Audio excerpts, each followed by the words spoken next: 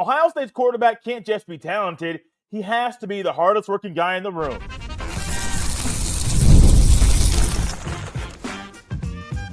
You are Locked On Buckeyes, your daily podcast on the Ohio State Buckeyes. Part of the Locked On Podcast Network, your team every day. Welcome in, Buckeye fans, to your Feel Good Friday edition of Locked On Buckeyes, which is your daily Ohio State podcast.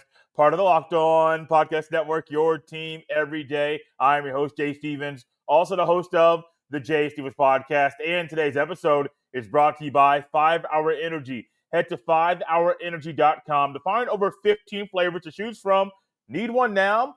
Grab a 5 Hour Energy shot at your local grocery or convenience store. Stock up today and stay energized. During today's show, we'll answer your question about the Ohio State football team, as well as the true nature of this year's QB battle. But first, it doesn't get much better than being a starting quarterback at The Ohio State University. That's a statement Ryan Day has made numerous times since he's been the head coach. It's the same statement he's going to make this year. It's such a high honor to be QB1 in Columbus, Ohio. And when you are QB1 in Columbus, there are certain things Ryan Day demands of you on the field and off the field. And one demand he has of you in everything you do is that you're the hardest working guy in the room, in the huddle, when you're about to take a snap, when you are in the classroom, in the weight room. It doesn't matter. You must be the hardest working guy in the room, because if you're grinding like that, the other guys around you are going to follow your lead. And that's what Ryan Day wants. Yes, he wants the toughness and he wants the leadership, but in totality, Ryan Day wants a quarterback that's the hardest worker. Now, you got to be talented too. I mean, there's a reason why all three of these quarterbacks are in this QB battle. And even though St. Clair is a newcomer there, he possesses some traits in his game that are different than Julian Sayin and Malik Kienholz, which makes him a guy that could realistically hold the title of QB1 in 2025. But all three of these guys must be the hardest working guy in the room. Doesn't matter the age or anything like that. If you are going to work hard, if you are going to grind, the receivers, the offensive linemen, the running backs, and tight ends are all going to gravitate towards your lead every single day. It doesn't matter if you are a newcomer or you've been around for 4 or 5 years. If the quarterback is doing certain things and they'll lead to some results that you like, you're probably going to follow his lead to get similar results. It's kind of a peer pressure type thing. You don't really have to be best friends with the quarterback.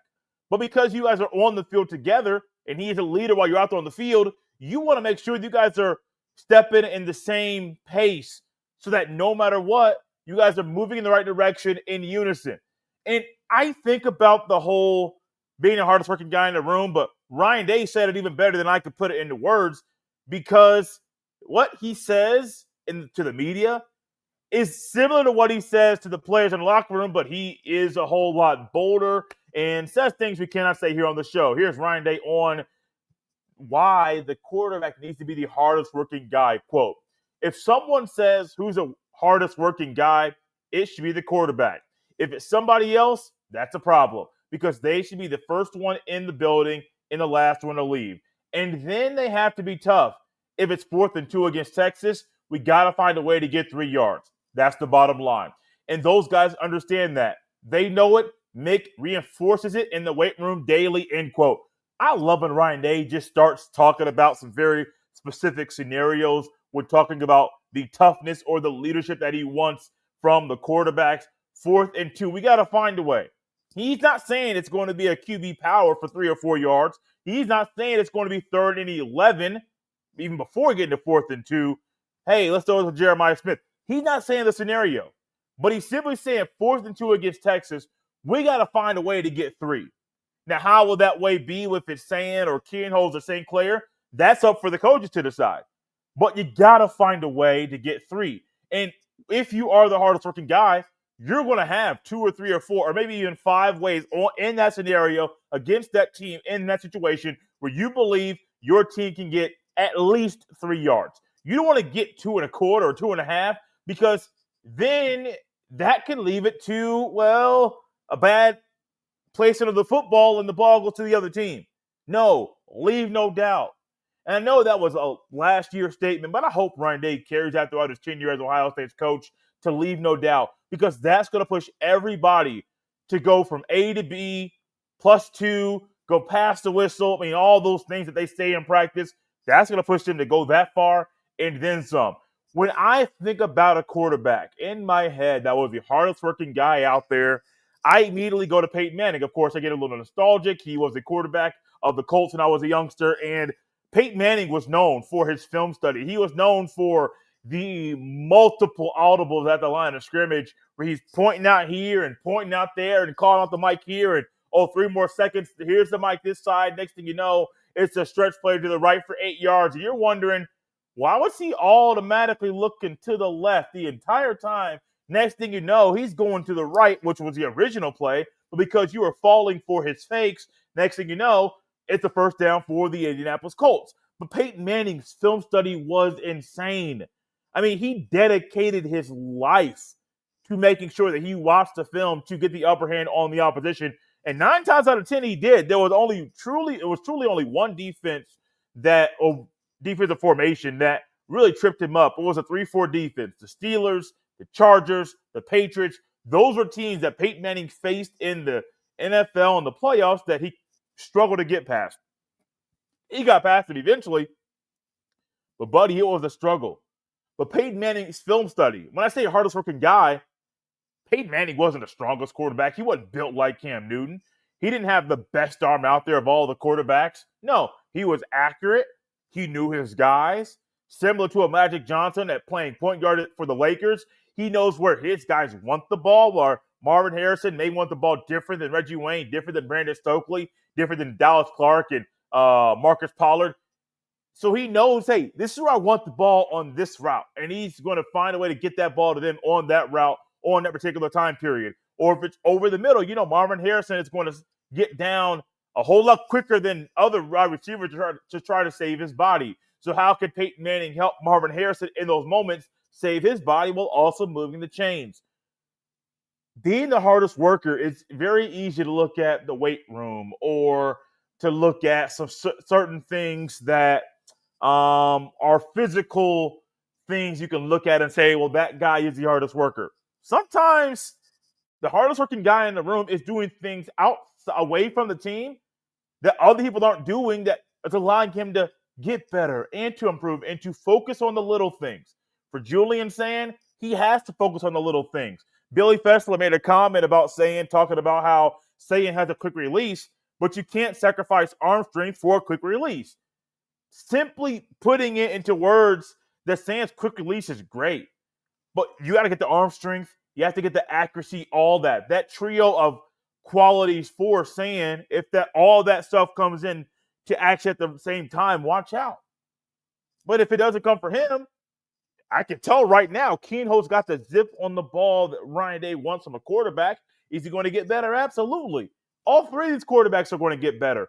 But also, while getting better, they must be the hardest working guy and know, hey, on 4th and 2 against Texas, we got to get 3. How are we going to do it? We'll figure it out. Just follow the leader as they are the leader.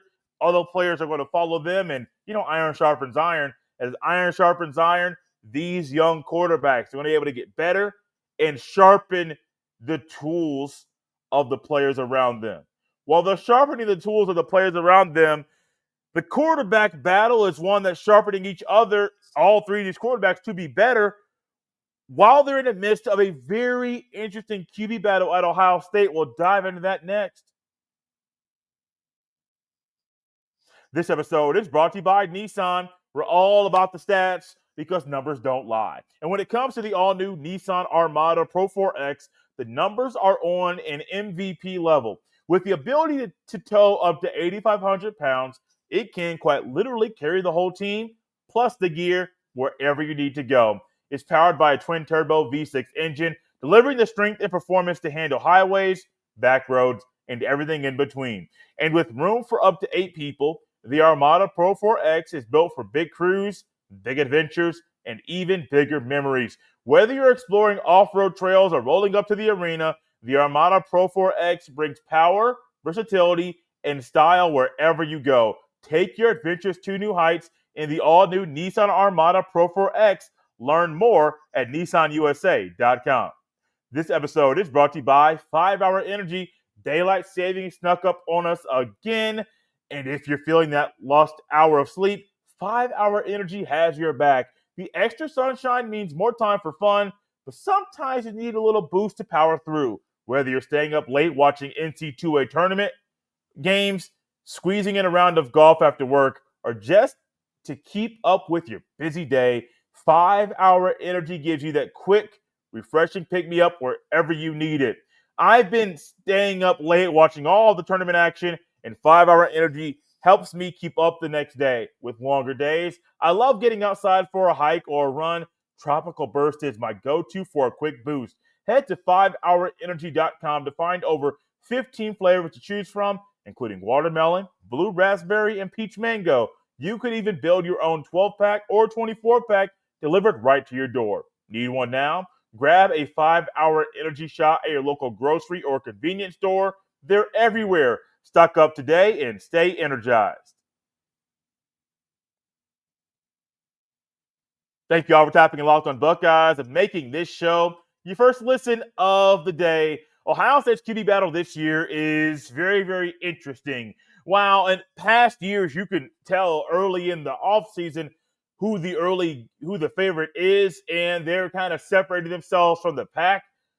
Right now, you're not really seeing a guy separate themselves. Now, there's only been 2 spring practices so far, so it's not like we're looking at practice 10 or 11 or even the 15th one saying, oh, well, this thing is still neck and neck, which makes this battle very, very interesting. Now, I do think there are 2 of the 3 that are separating themselves from each other. Sayin and Kienholz are in one category, and St. Clair is in another. Literally, by the definition of the categories Ryan Day has for spring practice, guys that have played a lot of football, guys that have played a little football, and guys that have not played any football. Kienholz and Sayin are in that middle category where, of course, St. Clair is a guy that ain't played no football. But when you look at all these quarterbacks together, maybe Hartline's style might fit one guy better than the other. We don't know what Hartline's style is going to be. Hartline does. Ryan Day does. Is it a scenario like where Nick Saban had at Alabama, where it was Nick Saban's defense and the defensive coordinator was brought in to run Nick Saban's defense? Or is it Hartline's offense and there's going to be some things from Ryan Day when Ryan Day was a play caller, but it's truly Hartline's to make very unique and that put his own twist on it? We have to wait and see. We're not sure what the thing is for this year's team as far as offensively, the way that they're going to go, which makes me more intrigued to figure out what it is that this team is going to do offensively. I think Kienholz's athleticism is one that is different than what Sayin's going to bring to the table. I think him gaining the weight and putting on the necessary LBs recently has allowed him to allow this to be more competitive for him than maybe it would have been. I mean, because yesterday we talked about C.J. Donaldson going from 244 244 pounds, so I believe 226 pounds. My numbers might be incorrect there as far as the start and finish, but he lost 18 pounds from the time he got on campus at Ohio State until now. Well, Kienholz has bulked up, going from 185 pounds to 212 pounds within the past year. That's insane. And when you look at him, it's very similar to some other guys that you see at Ohio State that have put on a significant amount of weight between the time they got to Columbus, Ohio to where they are currently. And I say since it's the past year for Kienholz, look at Edric Houston. From the time Houston got on campus to the time Edric Houston got to be a consistent player for Ohio State, it was very, very clear homie bulked up. Homie put on some muscle. He was doing push-ups for breakfast, and he was getting that thing done. Well, right now, he's bulked up again. But remember, he's young. I mean, when I say young, he's still a freshman. Literally in his freshman year of college. So being able to put on that weight now, it's easy, but it's got to figure out the healthy weight. This is nothing new for Ohio State. You know, for any position out there, you're probably going to have to put on weight. It's very, very rare for someone to come in to college and say, oh, you're already at your playing weight. Well, maybe Jeremiah Smith. I don't know how much weight he gained or lost when he got to Ohio State. However, he's different. I mean, he continues to prove that he's built for greatness. Touched on that yesterday during that Thursday show, but it's true. He continues to show he's built for this. It's the same thing about this with this young man here. It's the same thing in regards to Lincoln Kienholz, three-sport athlete in high school. I believe he was all-state in multiple sports as well. So that competitive nature, that hunger he has out there playing multiple sports, he's going to bring that to Columbus, Ohio. And figure out how to be a leader, figure out the way he's going to be tough, while also being the hardest working guy in the room. And for Kienholz, he strives every day to be the best quarterback in the nation. Now, it's easy to say that. And I think it's very easy to say because a lot of guys are players that want to say that and the words that are coming out of their mouths, but they realize they aren't able to back it up. And I don't know if Kienholz is going to be able to back that up this year. That's a bold statement. However, he's going to be working to be the best quarterback in the nation. You're already going to have one of the best offensive minds in the sport being your own head coach in Ryan Day. You're going to have an elite recruiter leading the offense, Brian Hartline. One of the best young minds at leading the quarterbacks in Billy Fessler. All the quality control coaches. You have experienced guys on your side of the ball. You have experienced guys on the other side of the ball. All of that is geared towards making Ohio State a well-oiled machine. But also, if I am Lincoln Kienholz, I might go to Matt Patricia and just try to pick his brain a little bit and see how he sees certain things and what his tendencies are versus certain looks, because that's going to help Kienholz be better prepared for a game against Texas or a game against a team up north or a game against Wisconsin at Camp Randall or fill in the blank game on Ohio State's schedule in the fall. It's going to help him be more prepared than the other guy, because if you're the hardest worker, you're thinking outside of the box and trying to figure out everything you can do to be the best you can be. And also, thinking about Peyton Manning earlier, I think about Deion Sanders and how Deion Sanders talked about his offenses when he was a high school coach in Texas were always great.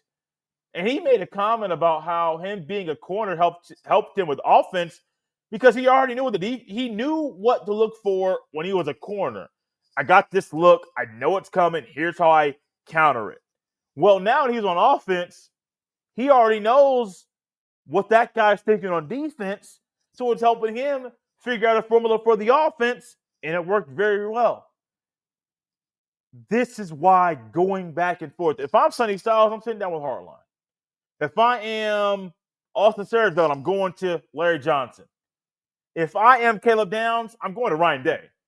I am trying to figure out, if I'm on one side of the ball, I'm going to somebody else on the other side of the ball to figure out, hey, if you get this look, what's your thought? What's your plan to overcome this attack?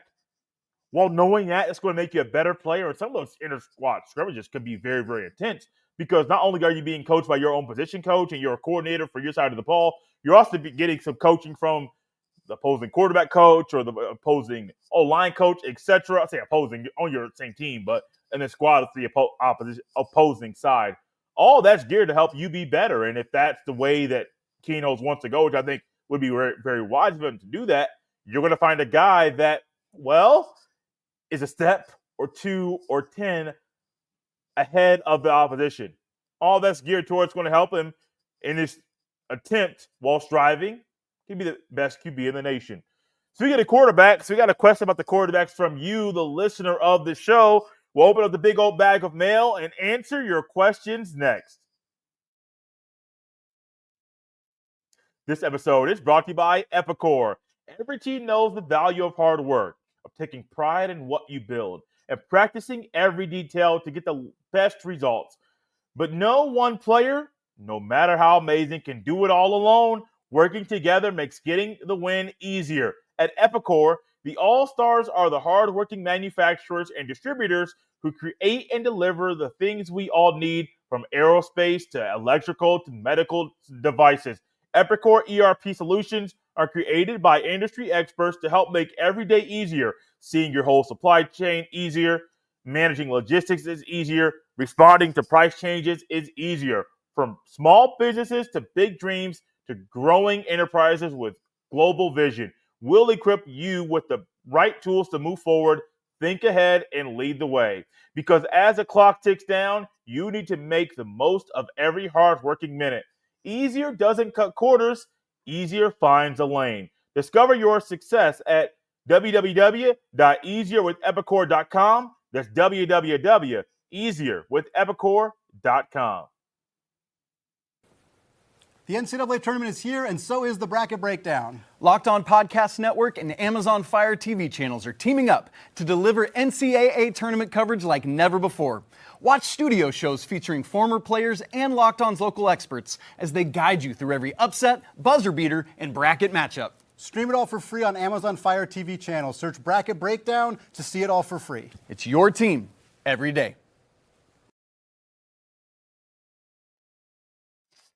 Thank you all for tapping Locked On Buckeyes and making this show your first listen of the day. You got questions? Your boy has answers. It's a Friday mailbag. We're going to end the show in the week with opening up the big old bag of mail and answering some very good questions you guys submitted about the Ohio State Buckeyes. The plan is to have at least one bonus episode this weekend, preferably tomorrow, on Sam Williams-Dixon. And then we're going to do another one on basketball, either Sunday or Monday afternoon, talking about the basketball team in the portal and how Diebler needs to use that thing and attack it with force to make sure the Buckeyes roster is more complete next year. First question is, with the QB battle heating up, who do you think will emerge as Ohio State starting quarterback for the upcoming season, and what does that mean for the offense? Really good question. Ties into a lot of the stuff we talked about just in the last segment about Lincoln Kienholz and the entire QB battle.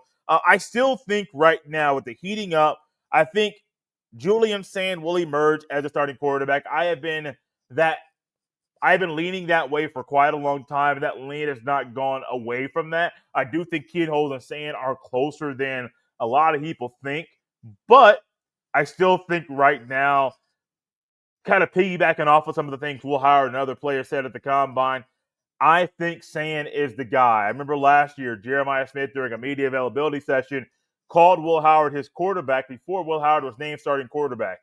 And I'm thinking about that once again, where you can pick up who the next starters are going to be by listening to the older guys talk when they're behind the mic. Now, the last part of this question, what does that mean for the offense? I truly think you're going to see probably 4 wide receivers, a lot more than you have over the past 4 or 5 years at Ohio State. It's one thing I've been pushing for, trying to get 4 wide for Ohio State, that fifth skill position player on the team, on the field.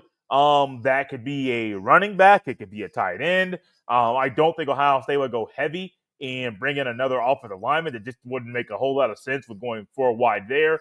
However, I do see that Ohio State is probably going to be more of a passing type offense, more of your true Ryan Day offense that we're used to seeing from Ryan Day. I do think Chip Kelly's influence on Brian Hartline is going to help Ohio State have a more balanced offensive attack, but it will be more the 2022 Stroud as a quarterback than 2019, where J.K. Dobbins had 2,000 rushing yards. Question number 2, what position group other than quarterback do you think will be the most crucial to Ohio State's success this season? Honestly, I could just put 2 of them, and this is going to be for any season. It's the offensive and defensive lines. The position group that I think is going to be the most crucial, it's those 2. I can't pick one. Even taking a quarterback out of it, you can have C.J. Stroud back. If you can't win the battle in the trenches, you're not going to win a lot of games.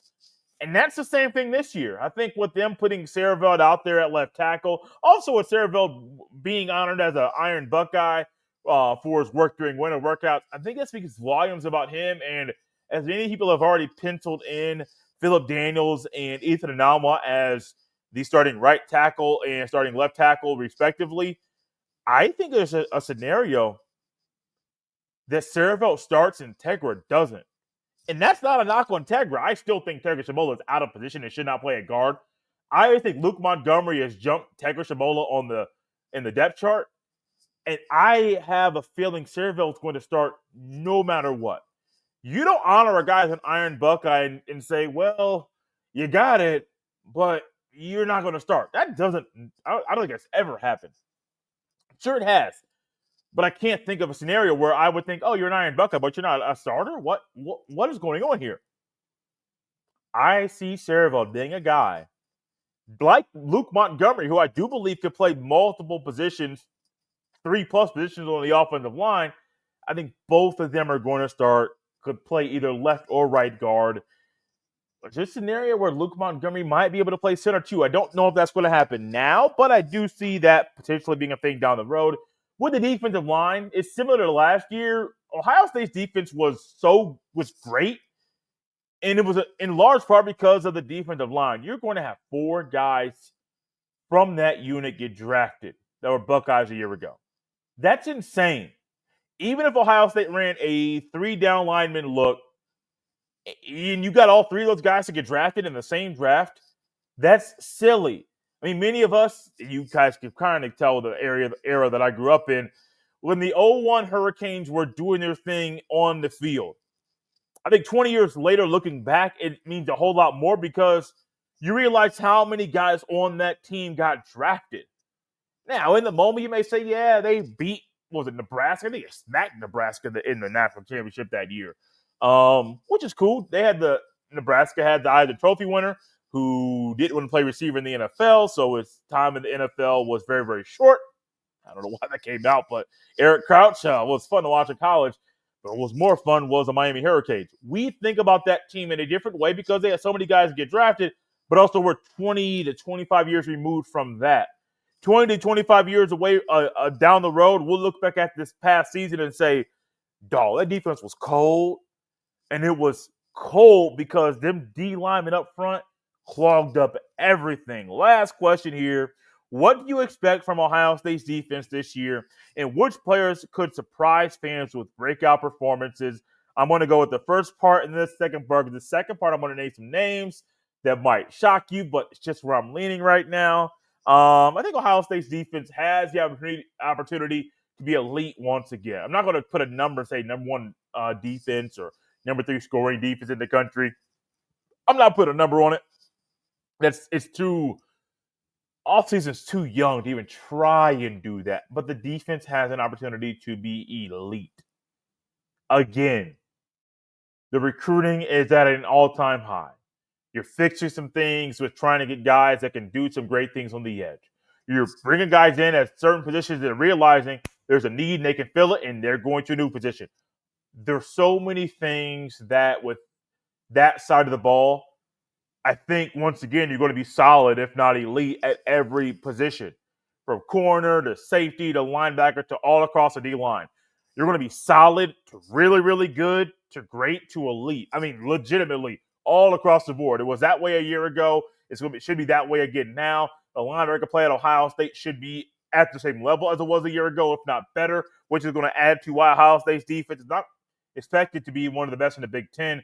It's expected to be one of the best in the country once again. The last part of this question, I'm going to name, I'll do 2 players.